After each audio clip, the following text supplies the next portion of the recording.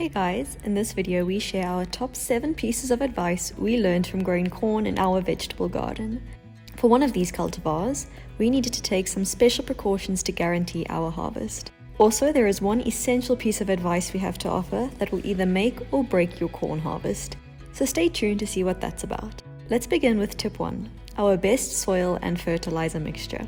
Our first tip is to use a fertile, well-composted manure mixture as your basal soil. For an added boost of nutrition, also add a handful of slow-release fertilizer to the soil. This fertilizer is great because it supplies your plants with a small, consistent amount of nutrients for the whole duration of your crop. This means we only had to fertilize once at the beginning of the season.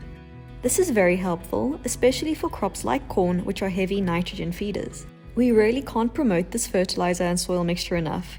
All the plants grown in this mixture just exploded and had amazing growth throughout the season. Even though we have very long growing seasons, it meant we probably could have got 2 full production cycles out of most of our crops.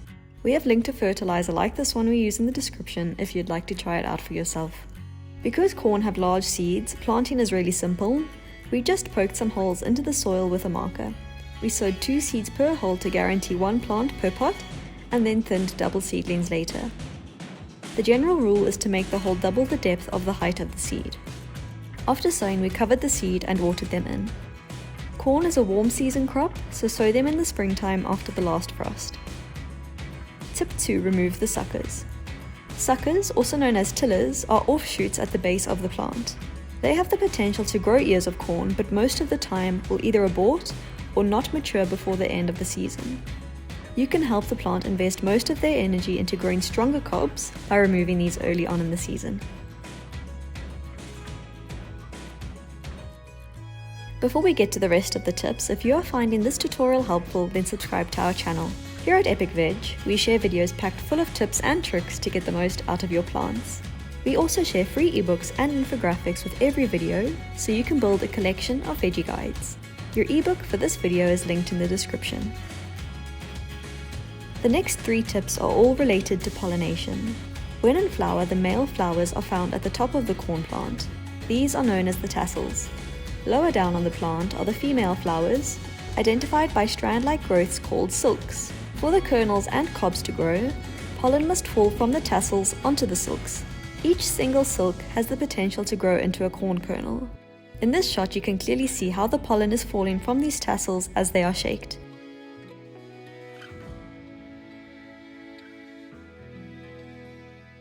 So this brings us to tip 3, encourage natural pollination. Corn is wind pollinated, and as such, optimal pollination will result when they are planted in blocks and not rows. When done so, the likelihood of pollen falling onto a silk will increase. We unfortunately did not have the available space to do so in our veggie garden, so if you are in the same predicament, then here is another tip you can use to optimize pollination. Tip 4, pollinate manually. When the tassels begin to release pollen, you can remove them from the plant and start dusting them over the silks. Under normal conditions, the male and female flowers will emerge at the same time, so you should always have tassels available when the silks appear, and vice versa. Tip 5, pollination for colorful cultivars. Earlier in this video, we told you that colorful corn like these need some special attention. When manually pollinating varieties like this, make sure you use multiple tassels to promote as much color variation as possible in the future kernels.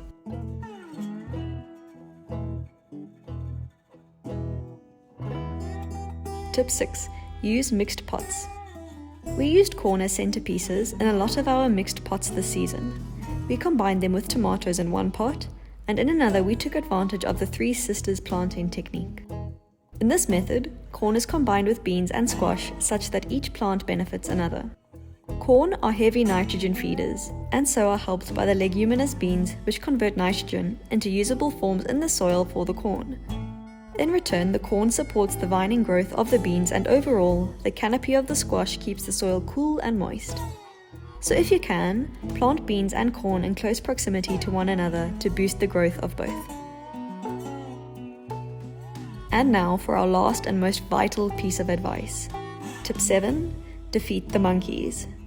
Up until just before the ears of corn began maturing, we encountered an obstacle we had no defense against: the local troop of monkeys. They plucked the majority of our corn before we had a chance to harvest any cobs. It was extremely frustrating and disappointing, and we had no defensive forces to use against them. So this ended up being the entirety of our harvest at the end of the season, which is sad, but gives us something better to aim for next year. Please, if you have any tips for how we can protect our future corn crop, we would love to read them in the comments. Remember to download your copy of our corn ebook before you go, and we will see you in the next video.